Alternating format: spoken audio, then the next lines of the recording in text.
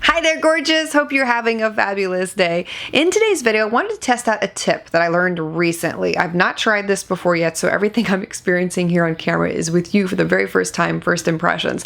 I read about this tip for those of us with fair skin with cool undertones. Yours truly, that describes me to a T. And finding the right highlighter shade can be incredibly difficult for those of us with this kind of complexion because golds can sometimes be too warm and whites can sometimes look too chalky. So it was suggested to use a purple color corrector, or lavender I should say.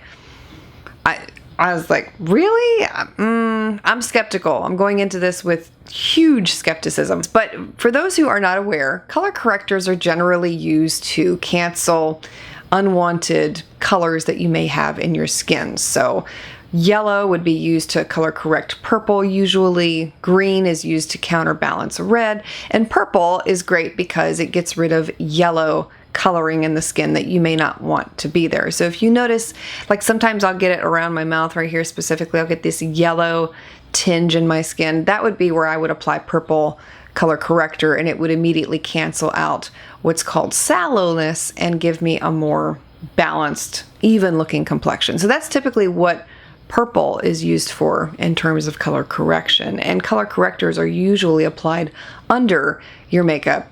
So you apply them first to cancel out any unwanted tones in the skin, and then you apply your foundation concealers over the top. But this is reversed. So instead of using it underneath makeup, you're supposed to apply it on top for that highlighter quality. So as of right now, the only thing I have on my skin is moisturizer, and I do have my under eye concealer applied already. And today I use the Hourglass, I can't remember what it's called, this stuff right here. I love this stuff, it's amazing. So if you're looking for a good high-end one to try, this is great. And then for the rest of my face, I'm going to use the ColourPop Pretty Fresh Tinted Moisturizer.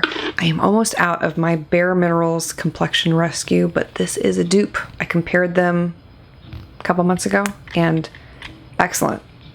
Much more affordable, and it works just as well. Go ahead and blend that in real quick. I don't want to spend too much time showing you this part because, yeah, that's not what the video is about. And I'll go ahead and zoom you in so you can see everything. Hello. I have not applied powder yet, by the way. So if you are oily and you typically apply powder to set everything, you want to do this step before your powder application.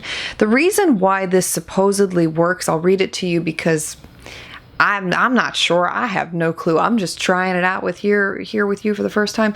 But they say that it works because it's going to create a soft halo of light that reads opalescent. So it looks like a highlighter without using an actual highlighter. I could be blowing pure smoke up your butt right now for all I know, but that's what it says. So the color corrector that I am going to be using to test out this theory is the one from NYX. Looks like that. It's one of their HD concealers, and this is in the shade Lavender. Now, the way that you do this is apply it onto the spots of the face where you traditionally would apply highlighter. So when you're applying highlighter, you want to think of how the sun would naturally hit you. And one tip that I heard recently that I wanted to demonstrate here for you, I do not have my phone. Let me go find it. Okay, I got it, found it. What you do is you take your flashlight. Okay, your flashlight on. Is it on? Okay. And you hold it up, and it's usually best to do this in a dimly lit room. Have it shine on your face, and wherever you see the light hitting your face, that's where you want to apply your highlighter. Traditionally, it's the bridge of the nose, right here in the forehead, the tops of the cheeks, Cupid's bow. That's usually where you would see highlighter being applied. So I'm going to take a little bit of that color corrector and apply it on the back of my hand here. And I'm going to dip my finger into it and then apply it on the high points of the cheeks to start. And I will begin to tap it into the skin.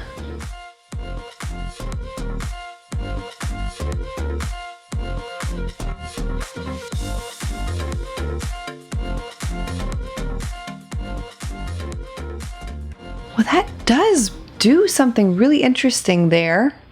I don't know if it's going to come across on camera. I can see it a little bit in person. It's added almost a spotlight on my skin. Do it down the bridge of the nose a little bit here also.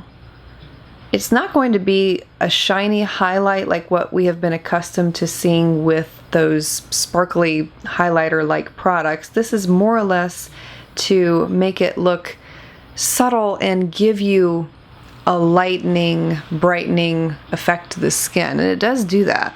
And if I leave it a little unblended there, you can see it probably more noticeably on camera, but obviously can't leave it like that. I'm just trying to slow it down a little bit so you can see it a little better what it's doing. And it is raining. I don't know if you can hear the rain or not. It's raining really, really hard right now outside, so going outside and getting this in true daylight is going to be a little difficult right now, but I can see a difference with it. Okay, yeah, I'm adding a little bit of contour underneath it to see if that will help it to pop a little bit more, and it absolutely is. Obviously need to blend this a little bit better, but it's really popping once you add some contrast directly underneath it. I mean, that really drew it out. My goodness.